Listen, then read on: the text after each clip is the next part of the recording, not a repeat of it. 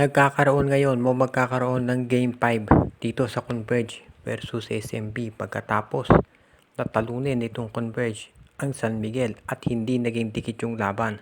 114-100 yung final score nito. Itong si CJ Perez 11 points nung first half, hindi na naka-score nung second half. Nakita rin natin at nakunan to sa video na nagkakaroon ng tensyon dito kay Coach Leo Austria at Chris Ross dahil syempre nagkakainitan na raw. At sa ngayon mukhang marami nga nagsasabi baka ma-reverse sweep dito San Miguel Beer. Pagkatapos tumamang ng 2-0 sa Converge baka ma-3 straight sila. Tatlong sunod na ang talo ng San Miguel. Natalo sila sa Converge sa Game 3, natalo doon sa EASL, at ngayon natalo sila sa Game 4. Kaya abangan natin kung ano magiging resulta nito. Ang maliwanag dito, kapag natalo ang San Miguel Beer dito at na-eliminate, asahan ninyo ang malalaking trades na mangyayari para sa San Miguel.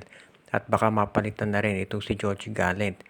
Ito ngayon ang asahan natin na mangyayari dahil itong San Miguel Beer yan ang flagship team ng SMC.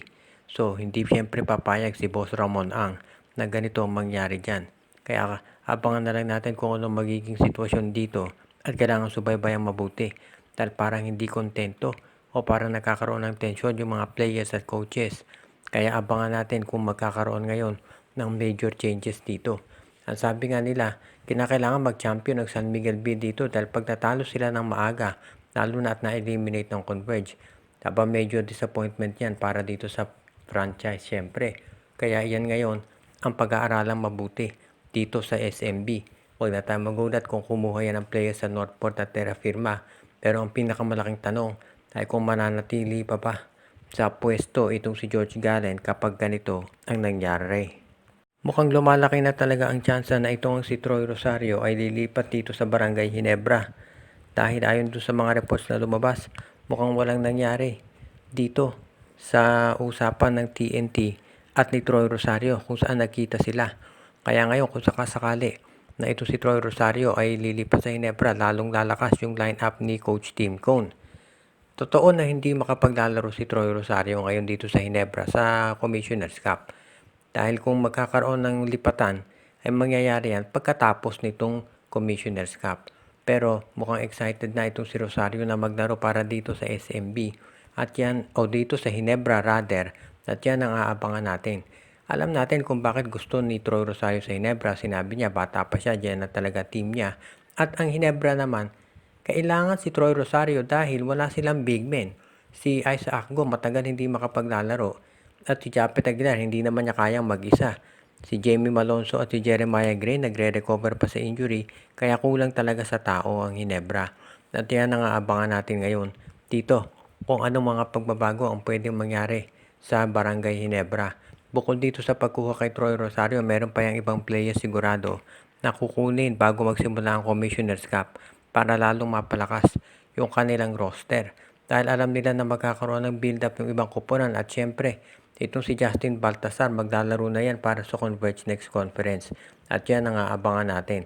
As it is, pwede nating masabi na ito talang Barangay Ginebra ay maganda ang posisyon ngayon. Hindi lang sa present kung hindi maski na sa future. At yan ang dahilan kung bakit sila ay isa doon sa mga teams talaga na magkakaroon ng magandang tsansa na manalo ng kampyonato. Kahit wala pa si Troy Rosario, nakita naman natin na maganda ang nilalaro ng Ginebra kontra dito sa iba't ibang team sa PBA. Sinwip nga nila Meralco habang SMB hirap na hirap sa Converge. Ni-release na ng Iloilo Royals ng MPBL itong si Mark Nonoy at ibig sabihin siya ay makapaglalaro na para dito sa PBA. Kung inyong maaalala, itong si Mark Nonoy ay kinuha ng Terra Firma Jeep pero hindi ito kaagad-agad nakapaglaro dito sa PBA dahil nga ito ay merong kontrata dito sa Iloilo at ayaw pa siyang i-release. Pero ngayon ay pinakawalan na raw, so pwede na talaga to na maglaro para dito sa Terra Firma Jeep. Ngayon abangan na lang natin kung ito ba ay magkakaroon ng magandang performance para dito sa Rain or Shine Elas dito sa San Miguel Beer. Kaya pwede nating matanong ngayon kung itong si Mark Nonoy ay magiging maganda ba ang laro para sa Terra Firma. Siguro depende yan sa lahat kung paano siya gagamitin ni Coach Jana Del Cardel.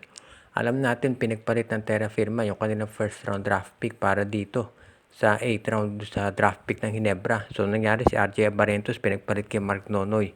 Pero abangan natin dahil ang sabi nga nila kung gumaganda ang laro nitong si Mark Nonoy, malamang iti-trade din naman nila yan.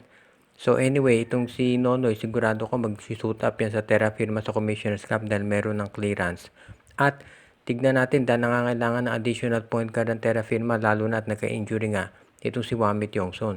At posible rin na baka matrade itong si Chris Ross sa Terra Firma at mangangailangan sila ng batang point guard so magagamit nila si Mark Nonoy.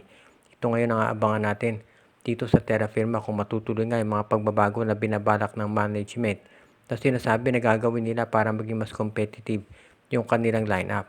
As it is, pwede rin natin na ikonsidera yung iba pang changes na mangyayari dito sa Terra Firma kung sakasakali na matuloy nga ito. Pero as it is, sa ngayon, marami pang ibang pwedeng mangyari dito sa Terra Firma bukod dito sa pagkuha kay Nonoy. Kung sakali na magkaroon ng pagbabago dito sa lineup ng Magnolia dito sa Game 5, malamang ayan ang paglaro ni Xavier Lucero. Alam naman natin kung ano nangyari kay Lucero, nagkaroon siya ng injury noong Game 4, noong Game 3 kaya hindi siya nakapaglaro sa Game 4. Pero para sa Magnolia, importante dito ay maglaro si Lucero. Dahil alam natin kung ano ang kaya niyang i-contribute, lalo na at Game 5 ito. Ang sabi nga nila, uwian na to kapag natalo ka. Kaya kinakailangan na makabawi ka agad-agad itong Magnolia mula doon sa injury kay Lucero at mag-deliver. Alam natin, nanalo Magnolia. Kahit ito si Lucero hindi naglaro sa Game 4. Pero kinakailangan maglaro siya sa Game 5. Dahil sigurado iba ang ipapakita na intensity ng Rain or Shine Elasto Painters. At yan ang aabangan natin ngayon. Kung sakasakali na ito nga ay matuloy, pwede nating masabi na isa to sa mga talagang paraan para magkaroon ng mas magandang tsansang manalo Magnolia. Kinakailangan bukod kay Lucero mag-contribute din yung iba nilang players katulad nila Ian Sangalang, si Calvin Abueva, Rom De La Rosa, Mark Baroca, Paul Lee at basically kahit sinong ipasok ni Coach Chito Victolero dapat mag-contribute para hindi lang sila aasa kay Jabari Bird. Sa panig naman ng Rain or Shine Elasto Painters, kinakailangan na mag-click yung outside scoring nila. No question. Kapag yung 3-point shooting ng Rain or Shine hindi pumasok, mas madali na mananalo Magnolia dahil alam naman natin matindi yan magdepensa sa loob. At walang masyadong inside presence itong ROS bukod dito kay Fuller. Si Fuller usually mga putbacks lang naman yung tira niyan.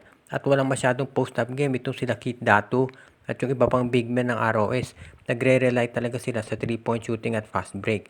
So dito natin makikita talaga kung paano mag-a-adjust ang depensa ng Magnolia. Kaya abangan natin kung ano magiging resulta dahil sigurado na magiging dikit itong Game 5 ng Magnolia pati na ditong ROS. Shout out kay Joseph Pineda, RG Bueno at Nadina family, Joshua Giray, Espejo at Rosales family, Jonel Alagon at Celino Valles family, Lolito Kakayon, Katsakino Dokusing, pinabati din natin si Mitch Bagares, pati na rin si Edwin Carmona Jr., Malyari Mascarinas, Ireneo Salangsang, Edwin Carmona Jr., pati na si Alicia Garcia, Michael D., si Dexter Domer, Enju at ang iba pa nating mga taga-subaybay.